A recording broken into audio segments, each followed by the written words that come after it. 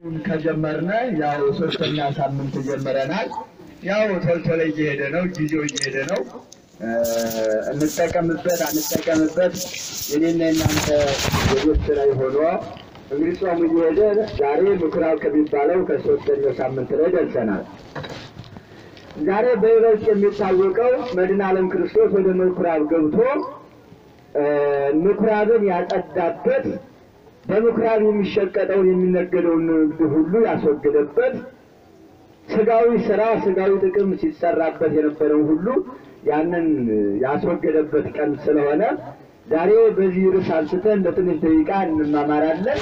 ለኔ ተናጋሪ አንደበትን ከምስጢር ጋራ ለእናንተ ሰሚት ልቦናን ከአስተዋይ አእምሮ ጋር ይጋራሉ ያድለን ያስተላልፉ።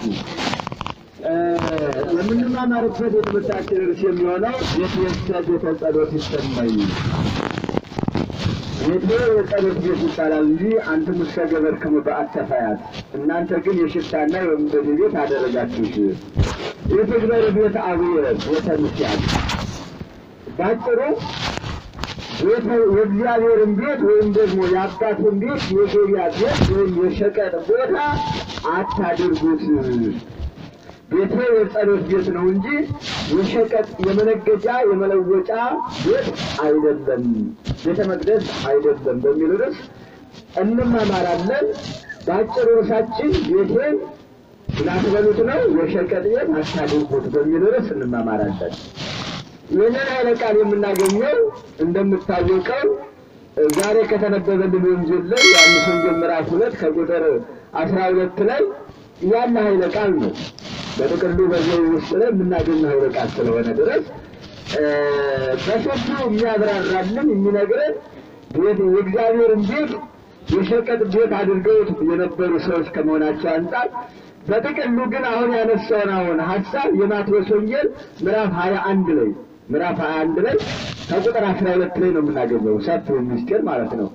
ቤቱ የጸሎት ቤት ሆነ ነበረ፣ ነገር ግን እናንተ የሽፍቶችና የወንበዴዎች መደበቂያና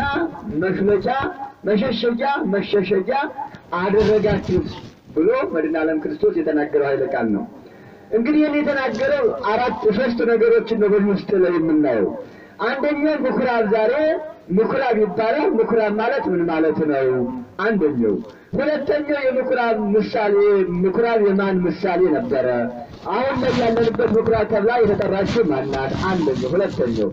ሶስተኛው ምኩራብ ማለት ማን ነው ወይም ደግሞ እነማን ናቸው? ባጭሩ ምኩራብ ማለት ቤተ መቅደስ ነውና እንዲገባችሁ ቤተ መቅደስ ብዬ ልተርጉመው። የመጀመሪያው ቤተ መቅደስ ምንድነው? ሁለተኛው ቤተ መቅደስ ደግሞ የትኛይቱ ናት? ሶስተኛው ቤተ መቅደስ እና ሶስት ቤተ መቅደስ አሉ። እነዚህ ስር ያደረግን እናያቸዋለን።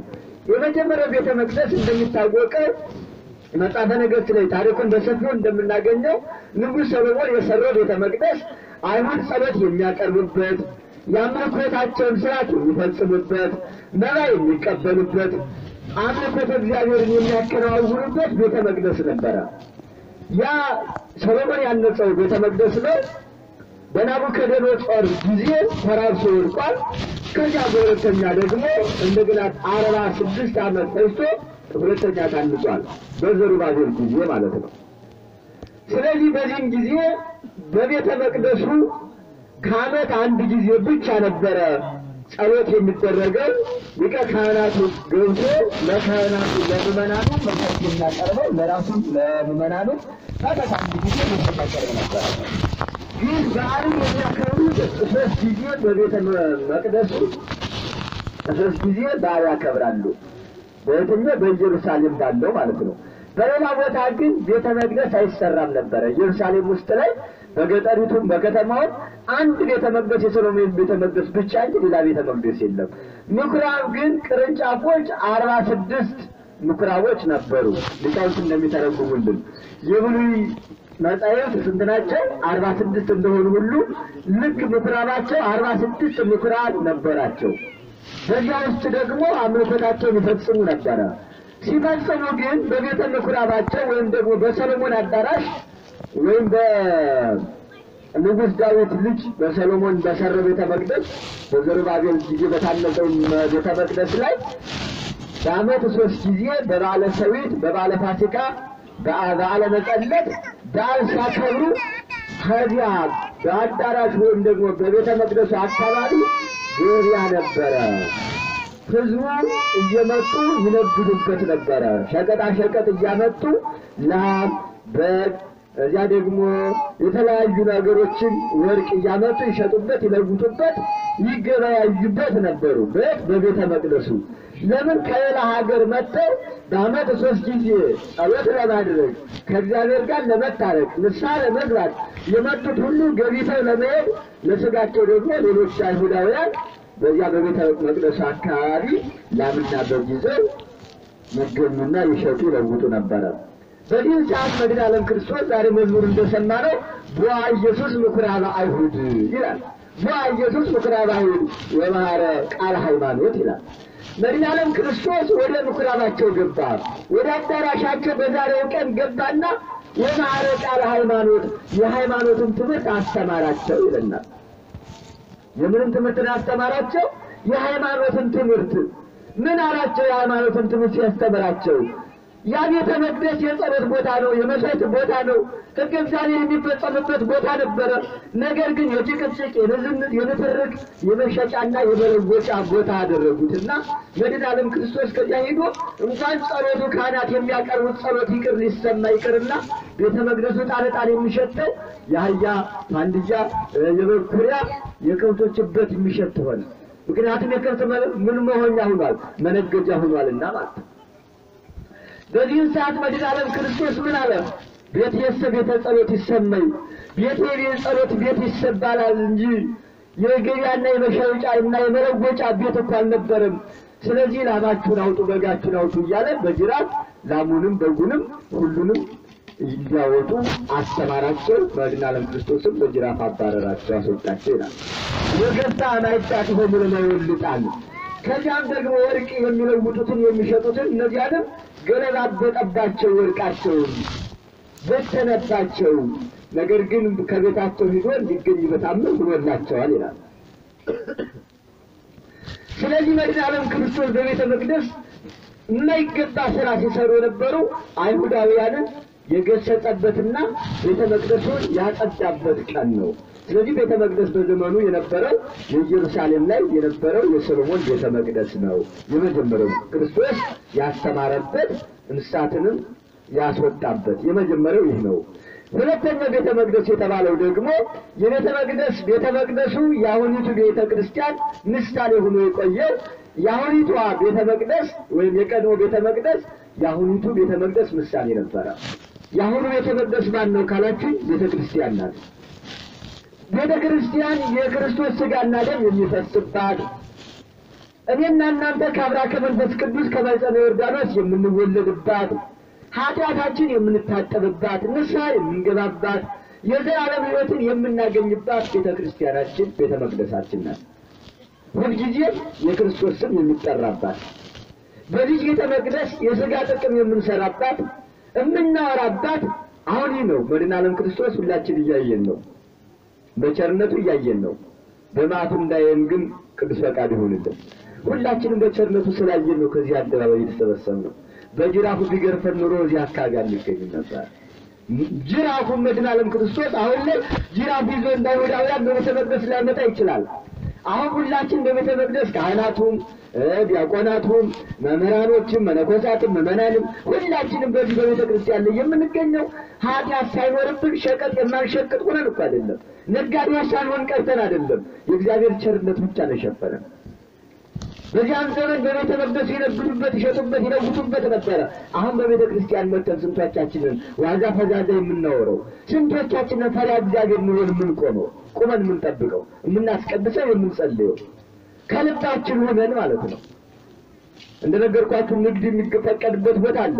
ግን ከዚህ መጥተን የሥጋ ንግድ የምናስብበት እዚህ ቦታ ያለ የነፍስ ገበያ የነፍስ ንግድ ነው። የነፍስ ንግድ ግን መነገድ አቅቶናል አይደል? ስንቶቻችን የነፍስ ንግድ እየነገድን ያለ ነው። የሥጋ ንግድ እንድንነግድ ቤተክርስቲያን ታስተምረናለች፣ ግን ቦታ አለው። አይሁዳውያን መነገዳቸው አይደለም ያስነቀፋቸው። ነገር ግን በቤተ ክርስቲያን ውስጥ መነገዳቸው በክርስቶስ ፊት የማይገባ ስራ መስራታቸው ነበር ያስነቀፋቸው። ስለዚህ በቤተ ክርስቲያናችን ዛሬም ሆነ ገበያ ማድረግ የተከለከለ ነው። ስጋዊ ነገር ማውራት የተከለከለ ነው። ያን ሰዓት የቤተ ክርስቲያኑ ጸሎት ይቅርና መሰማት ይቅርና የሰዎች ስም ድምፅ ነበር የሚሰማ። አሁንም በቤተ መቅደስ ውስጥ ሆነን ዋዛ ፈዛዛ የምናወራ ስጋዊ ነገር የምናወራ የምንጨቃጨቅ የምንዛነስ ሰዎች ካለ አሁንም ጊዜ በጅራፍ እየገረፈ ያወጣናል። እንደነገርኳችሁ አሁን ጅራፍ ብዙ ላይ መጣ ይችላል። የክርስቶስ ጅራፍ ግን መቅሰፍት ነው፣ መዓት ነው፣ በሽታ ነው፣ ባጭር መቅረት ነው፣ ጦርነት መምጣት ነው፣ ሰላም ማጣት ነው፣ ምድር መንቀጥቀጥ ነው፣ የሰማይ እሳት ማዝነው ነው። የእግዚአብሔር ጅራፍ ይሄ ነው። አባር ቸነፈር ውሃጥም ይሄ የክርስቶስ ጅራፍ ነው። ብዙዎቻችን የጅራፍ እየታየብን ነው። በዚህ ጅራፍ እንዳንገረፍ ደግሞ እኔና እናንተ ዛሬ ማሮም ቃል ሃይማኖት የሃይማኖት ቃል ያስተማረበት ቀን ከመሆኑ አንፃር እኔና እናንተ የሃይማኖት ቃል ተምረን ከመገረፍ ወጥተን ወደ ክርስቶስ ሕግ መመለስ አለብን። ይህ ሸቀጣ ሸቀጥን መተው አለብን። ሸቀጥ የተባለው የኃጢአት ሸቀጥ ነው፣ ሌላ አይደለም። የኃጢአት ንግድ ነው። ስለዚህ ሁለተኛዋ ቤተ መቅደስ ማናት አልኳችሁ? የክርስቶስ ሥጋና ደም የሚፈሰስባት እቺ ቤተ ክርስቲያን ናት። ከዚህ ቤተ ክርስቲያን ስንመጣ አሁን ቅድም ዲያቆን ሲናገር ነበር፣ ስርዓት አላት። ያለ ስርዓት የምንገባ ከሆነ ያለ ስርዓት የምንወጣ ከሆነ ቅዳሴ እየተቀደሰ አቋርጠን የምንገባ አቋርጠን የምንወጣ ከሆነ በጅራፍ እንገረፋለን። በሴቶች አንቀጽ የወንድ አንቀጽ የካህናት አንቀጽ አለ። በእነዚህም የምንፋለስ ከሆነ ስርዓት አይደለም፣ እንገረፋለን። መቅሰፍት ያመጣል። ይህ ሁላችንም ስርዓት አለን። ያለ ስርዓት ቤተ መቅደስ መመላለስ መግባት አይቻልም። ቤተ ክርስቲያን ስንመጣ ነጫጭ ለብሰን ከተለያየ ካፋዊ ድፍም የውስጣዊ ድፍስ መጨረሻችን ንጹህ እንሆናለን። የምታስተምረን ቤተ ክርስቲያናችን ካፋዊ ድፍ ንጹህ ብቻ እንድንሆን ሳይሆን ከውሳጣዊ ድፍ ሁሉ ንጹህ እንድንሆን ነው አላችሁ ከቃሉ ጋር። ግን ስንቶቻችን ካፋዊ ከውሳጣዊ ድፍ ንጹህ ነን መምጣት እንችላለን? አሁን ተገላባጭ አድርገነው ነገሮችን ካፋዊ ድፍ ንጹህ ነን የምንመጣ ብዙዎቻችን ነጫጭ ለብሰን፣ ውስጣችን ግን ቆሽሾ ስንቶቻችን ነው ታጥበን የምንመጣው? ፊታችን ሳንታጠብ ወደ ቤተክርስቲያን አንመጣም። እጃችን ሳንታጠብ ወደ ቤተክርስቲያን አንመጣም። ነጫጭ ሳንለብስ ወደ ቤተክርስቲያን አንመጣም። መልካም ነው፣ ጥሩ ነው። ግን ስንቶቻችን ደግሞ ውስጣችን ታጥቧል? ስንቶቻችን ውስጣችን ንጹህ ሆኗል? የሁላችን የቤት ስራ የሆነው ይሄ። ስለዚህ ቤተ መቅደስ ስርዓት ስላላት ቅድም ዲያቆን እንደተናገረው በወንዶች በካህናት አንቀጽ ምዕመናንና ምዕመናት መቆም አይቻላችሁም።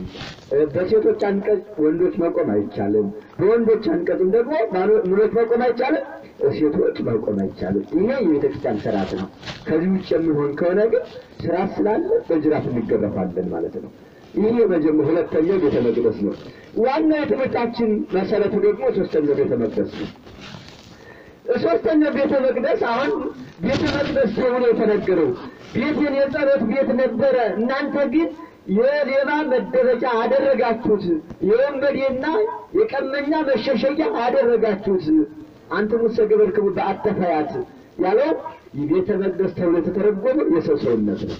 የኔና እናንተ ሰውነታችን የማን ቤተ መቅደስ ነው? አረ ንገሩኝ። የክርስቶስ ቤተ መቅደስ ነው።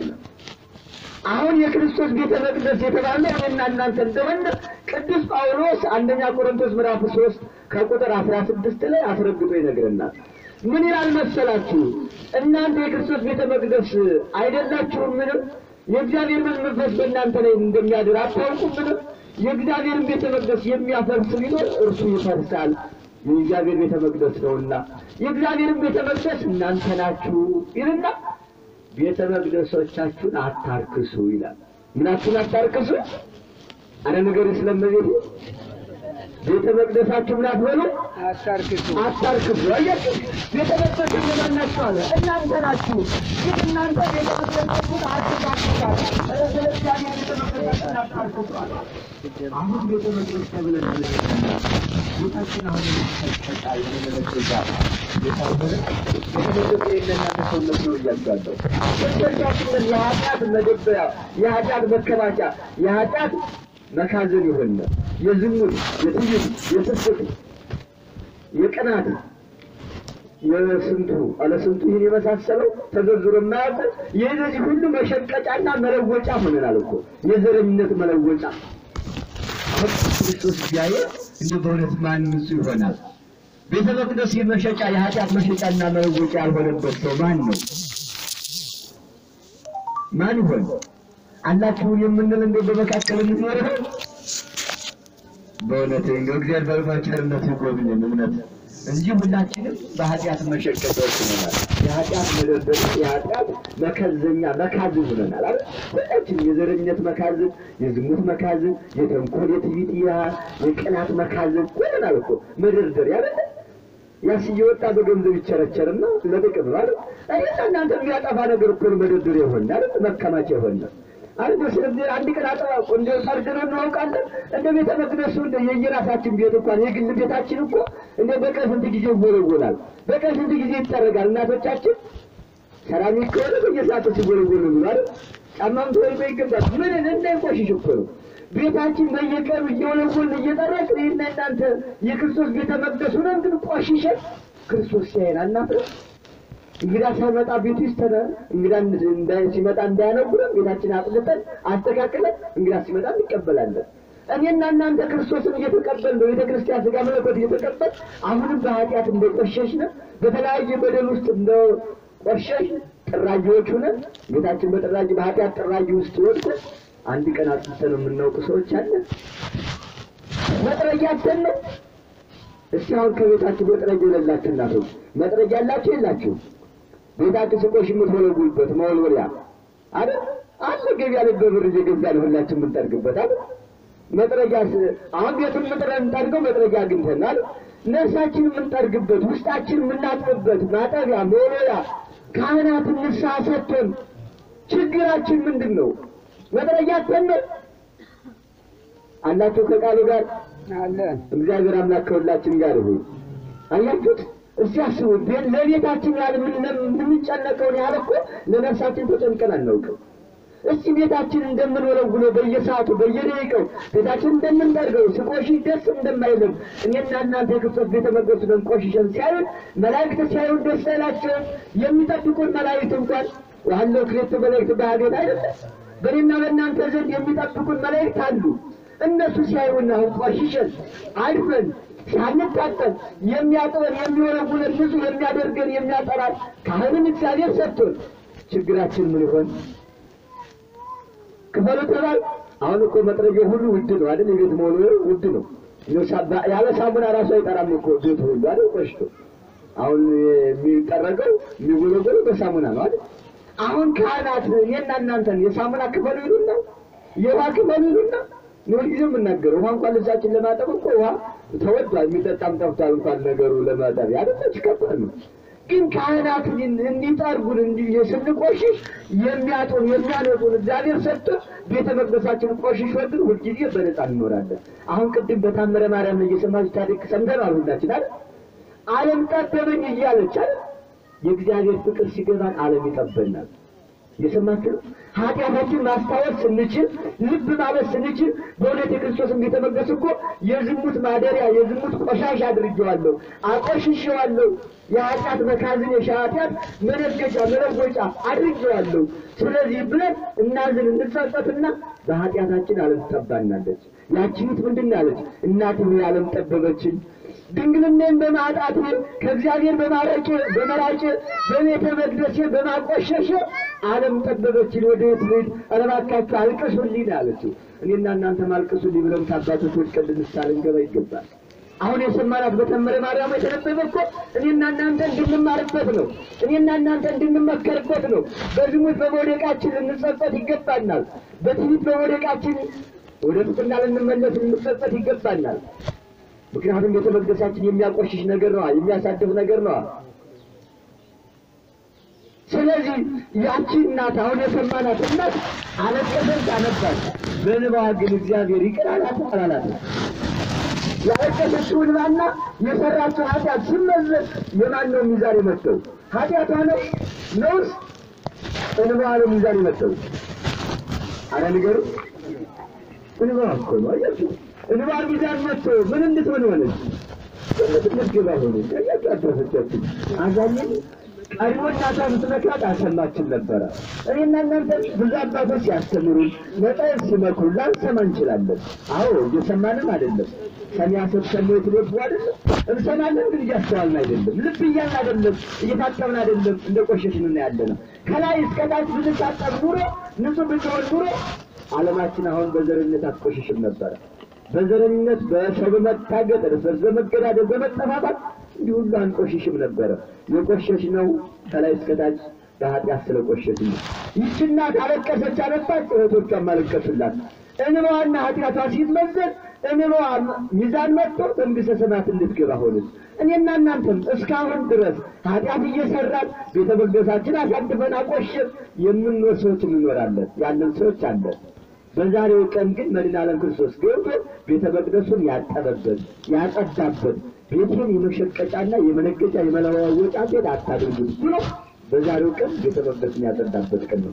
ስለዚህ በዛሬው ቀን የተጣላን ውስጣችን ላይ የኃጢአት ምንድን የጭም በቀል ቆሻሻ ያለብን፣ የዘረኝነት ቆሻሻ ያለብን፣ የትዕቢት ቆሻሻ ያለብን፣ የቅናት የተንኮል የስርቆት የሌብነት የሰው እገታ ተንኮል ቆሻሽነት ያለብን ዛሬ ጀምረን ልናጥበው ይገባል። ካላጠብነው ግን መጨረሻ በጅራፍ እየተገረፍን መውጣታችን አይቀርም። እያያችሁት ነው አይደል? አሁን ማትመቱ በጅራፍ እየተቀጠፍ ነው፣ እየተገረፍን ነው። ጦርነት እኮ ጅራፍ ነው። ኑሮ ውድነት እኮ ጅራፍ ነው። ሀዲህ የበለጠ የክርስቶስ ጅራፍ ምን ሆኖ ይምጣ? ስለዚህ በዚህ ጅራፍ ሁላችን ልብ ብለን ሰምተን ከመዓት ከመቅሰፍት እንድንድን ወደ ክርስቶስ መመለስ አለብን። አላችሁ ከቃሉ ጋር ቤቴን የምንቤት ነውና ምን አታድርጉት ነው? የመሸጫ የመለወጫ ቤት አታድርጉት፣ የመነገጃ ቤት አታድርጉት ነው ያለው። ስለዚህ ሰውነታችን የኃጢአት መደበሪያ አታድርጉት፣ ሰውነታችሁ የኔ ነውና ነው ያለው። ስለዚህ የክርስቶስ መሆናችን ስንቶቻችን እናውቃለን? የክርስቶስ ቤተ መቅደስ መሆናችን እንዲሁ አሁን ጊዜው አልቆብንን እኮ አይደለም፣ ሰጥተናል ጊዜ። እኔ ደስ የሚለው ሁልጊዜ እኔ እነግራችኋለሁ፣ በዚህ መሰበሰባችን ደስ ሊለን ይገባል። ይህን ቃል መስማታችን እግዚአብሔር እኮ ነው እያስተማር ያለ። በምኩራብ እኮ ገብቶ ማለቃል ሃይማኖት የሃይማኖትን ቃል ያስተማረ ክርስቶስ አሁን እናንተን በመምህራን አድሮ በመጻሕፍት አድሮ እያስተማርን እኮ ነው ያለ። አሁን ጊዜው አልመሸም፣ ቤታችን ማጽዳት እንችላለን፣ መወልወል ማጠብ መጥረግ እንችላለን። ጠራጊዎቹ ወሬዎቹ ደግሞ እናንተ ስንቀር ካህናት ናቸው። ለካህናት ራሶቻችን ስንቶቻችን ነው መጥረጊያ ይገዛል? አሁን በቤታችን መጥረጊያ የሌለን ሰዎች የለንም ብለናል። እስካሁን ለነፍሳችን የሚጠርጉ ንስሐ አባት የሌለን ሰዎች የለንም? ኃጢአታችን የሚጠርጉልን የኃጢአት መጥረጊያ አላችሁ? የለም። አብዛኞቻችን ንስሐ አባት የሌለን ሰዎች ሁሉ አለን። ደግሞ ለስሙ ከሌኮ ንስሐ አባቴ ነው የሚል ዝክርን ለመዘከር ስሜት ለመፍታት ብቻ እንዲሁ ካርን ለማስቆረጥ ንስሐ አባት ያበጀን ሰዎች አለን። አሁን ስንቶቻችን ነው እኛም ካህን ተብለን የምንጠራው? ልጆቻችን ስንቶቻችን እናውቃቸዋለን? እናንተስ አባቶች እያላችሁ ስንቶቻችን ትቀርባላችሁ ለንስሐ አባታችሁ? ይህ ሁላችንም ከመቀጣት አንድንም ጊዜው አሁን ነው። ራሳችን ቤተ መቅደሳችን እናንጻ፣ አናሳድፈው። ታያታዊ ዜማን ታስተውሳላችሁ። ባለቀ ሰዓት ቤቱን አጥብቶ አጥቦ እንደገና ለመንግሥተ ሰማያት የበቀል መላ ዘመኑን በዝሙት መላ ዘመኑን በስርቆት መላ ዘመኑን በቋንጃ ቆራጭነት የነበረው መጨረሻ ላይ ግን ምን ሆነ? በክርስቶስ ፊት ሲሰቀል ምን አለ? ተዘከረኒ እግዚኦ በውስተ መንግሥትከ አለ። ይህች መታሰብ ለንስሐ መብቃት ማልቀስ መጠቆት በራሳቸው ይሄ ነው።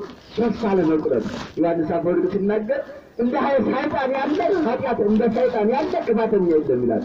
ክፋቱ ኃጢአት ያሰራና ተስፋ ማስቆረጥ ነው ይላል። እንግዲህ እግዚአብሔር ይቅር ሊለን ነው? ከእንግዲህ በኋላ መሐሪ ዋንተን ሊምረን ነው ማስባል? አረ እንግዲህ እያለ እያስቸከለ ወደ ኃጢአት እንድንገባ ማድረግ ታዲያ ተስፋ ማስቆረጥ። ቀድሞ የሚገርማችሁ ምን ያስደርጋል? አይ ኃጢአትን ቸርነቱን ይገርም ያስታውሳል። አይ ግን እኮ ቸር ነው የምትሰራው እኮ ነገር ይቀርኛል እሳት ገባ እኮ ትታጠባለህ። አረ ዝም ብለህ የምትሰራው ችግር የለም እያለ የእግዚአብሔርን ቸርነት ሽፋን እያደረገ ኃጢአት ያሰራል። ማን? ሰይጣን።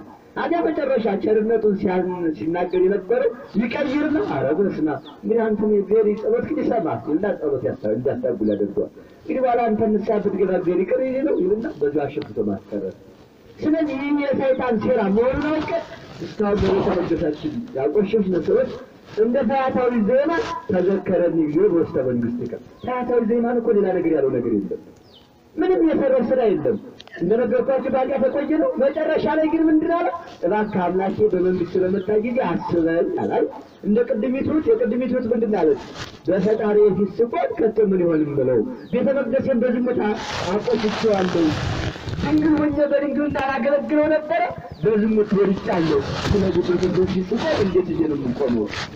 በፍቅር ምንባል ሆን ባን ያለቀሰችው ስለዚህ እናንተ በክርስቶስ ፊት መቆም አይቀርም ነገር ሲሆን ምን ይሆን ከተመጥ ምን ይሆን አስለ ምን ማለት አለብን በተመቅደሳችን ማጠብ ማጣት አለብን ቆሻሻውን ማስወገድ ማለት ቆሻሻውን አጣጡ ማስወገድ አለብን ማለት ስለዚህ አክሊት ያሰበችው ነበር ለተጎዳና ስላለ ለምታደርጋለች ስለዚህ አባቶች እናቶች እግዚአብሔር ወዶና ፈቅዶ የእናንተን በመለስታ ይገለጻ ተሰጥቶናል እኛቱን ካህናት ተሰጥቶናል ታጠረን ሆነ የተመደባችን ቅዱስ አድርገን ቅዱሳን ኩሪስማን ቅዱስ አይደል ያርሳም ተዘጋጀሉ እኔ ቅዱስ እንደሆንኩ እናንተን ቅዱሳን ሆኑ ተብለናል ይህንን ከኃጢአት እንታጠብ እኮ ነው ቅዱስ የምንሆነው በኃጢአት እያለበ ቅዱስ መሆን አንችልም ስለዚህ የእግዚአብሔር ቤተ መቅደስ እኮ ነው ብለን ሁላችንም እናስብ በተለያየ ሱስ ውስጥ የተጠምደን ብዙዎች ሰዎች የእግዚአብሔር ቤተ መቅደስ እያቆሸሽኩት ነው ብለን እናስብ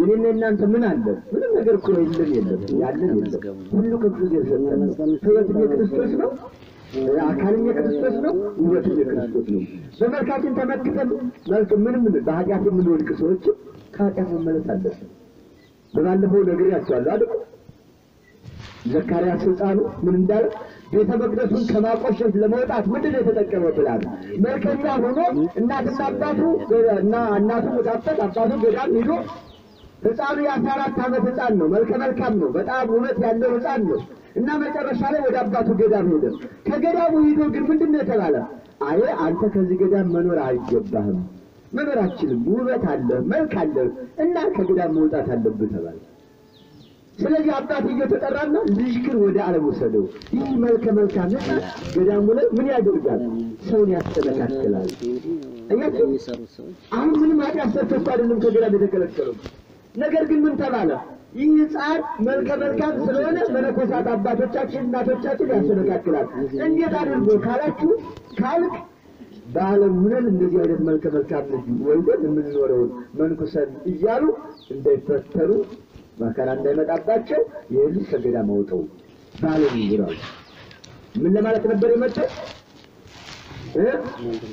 ነገር ለመንኩስ እኮ ነው የመጣው ታዲያ መጨረሻ ላይ ግን ዘካርያስ ይህንን ታሪክ ይሰማል እየሰማ ነው አባቱ ጋር እየተነጋገረና 1:3 ወይም ደግሞ 1:2 ሱባኤ የሰላም ነጭ አስገግሞ ይሄድ ሲባል ሰማና ቀስ አድርጎ ውሃ ያዘ ክብሪት ያዘ ደግሞም ብረት ድስት ይዞ ወደ ጫካ ሄደ ወደ ጫካ ከሄደ በኋላ ምን አደረገ ውሃውን አፍልቶ እሳቱን አንድ ሆን ካፈላ በኋላ ያ የሚያምረው ፊቱን ምን አደረገው ከሆነ ላይ ቀቀለው አያችሁ አባታችን ውሃውን ከፈለው በኋላ ያ የሚያታምራለ ውበት አለ ተብሎ ይደረግ የነበረው ውበት ከሆነ ላይ አደረገ ከሆነ ላይ ቀቀለው አያችሁ አስቡት እንግዲህ እናንተ መልክ ለማውጣት የማንተው ነገር የለም ማለት የማንታዋለው ኩል የለም ማለት አይናችን እንዲያምር ጥርሳችን እንዲያምር የማንወቀረው ነገር የለም ማለት የማንቀበል ቅባት የለም ሰው ለማስተካከል ሰው ለሰው ደስ እንድንል እኮ ሌላ ነገር እኮ አይደለም ራቆታችንን ምን ሰውን ለማስተካከል ሌላ ምንም ነገር የለም ሰው ቃሉን ሆኖ ምን ያምርበታል እየተሰጠው ይበት ማለት ይሄ ጻን ግን ምን አለ ከገዳም ያስወጣና ከመንግስት ተግባራት ያስወጣኛል አለና ምን አለ መጨረሻ ላይ ያ ፊቱ ስልስል ብሎ የሚያምረው ሸቶ ከርፍቶ ወደ ገዳሙ ተመለሰ ሻሩት ይዘካርያስ ነው አይደለም ማለት እንግዲህ ተመለሰና አሪስ ነው እንጂ አንተ ዘካርያስ አይደለም አዎን ይለኛል ቀድሞ ሰው ምን ነው እንደሆነ ቀድመጀመሪያ ቀድሞ እናንተ ከገዳም ያስወጣኝ መልኬ ከመንግስት ሰማያት ያስወጣኛል ብዬ መልኬን አጥቼ በገዳም ኑሪ መንግስት ሰማያት ይገበቻልኛል ብዬ ነው ከገዳሙ ያስወጣኝ መልኬ ከምን ያስወጣኛል ብዬ ነው ከመንግስት ሰማያት ያስወጣኛል ብዬ መልኬን አጥቼ በገዳሙ ኑሪ መጨረሻ መንግስት ሰማያት ይገበቻልኛል ብዬ ነው መልኬን ያጣሁት አላቸው ምን አሉት አበው መጨረሻ ላይ ቀድሞ ስትመጣ ሰው ነበር የመጣው አሁን መላኩ ነው መጣ ቀድሞ መጣና ሰው ነበር አሁን ግን ሲያጣ ምን ተባለ መላኩ ነው መልኩ ያጠለ ማንሲል ነው ለእግዚአብሔር ለመንግሥተ ሰማያችን ነው። እኔና እናንተ ጾሙ ጸልዩ ብንባለው ንስሐ ግቡ ብንባለው ለማን ስንል ነው? ለራሳችን ስንል ለመንግሥተ ሰማያት እንድንበቃ ስንል ነው። ለማንም አይደለም።